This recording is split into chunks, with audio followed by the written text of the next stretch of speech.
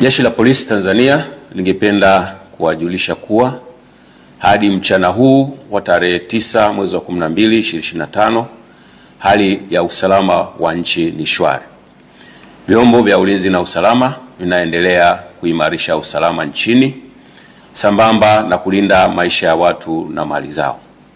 Aidha, Jeshi la Polisi lingependa kutoa wito kwa wananchi kuendelea kuzipuuza picha mjongeo na picha mnato zinazoendelea kusambazwa kwenye mitandao ya kijamii zikionyesha kwamba kuna maandamano yameanza maeneo mbalimbali.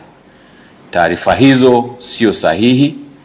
Wanatumia picha mjongeo na picha mnato za matukio ya nyuma kama vile ya tarehe 29, tarehe 30 na tarehe 31 mwezi wa 10 2025.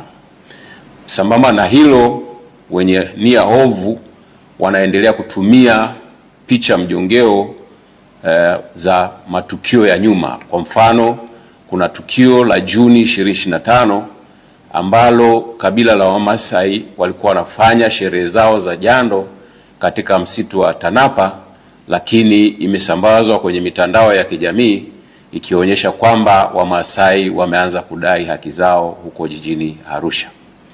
Tunaendelea kuwahimiza Watanzania kuendelea kuzipuuza picha za aina hiyo kwa sababu zina lengo la kuwahadaa kwamba kuna maandamano yanafanyika. Ikumbukwe kwamba maandamano hayo ambayo yalikuwa yanapewa jina la maandamano ya amani yasiyo na kikomo yalipigwa marufuku toka tarehe 5 mwezi wa 12 2025 kwa sababu hayajakidhi matakwa ya kisheria ikiwepo sheria mama, yani Katiba ya Jamhuri ya Muungano wa Tanzania ya mwaka 1977 na sheria ya polisi na polisi wasaidizi sura 322.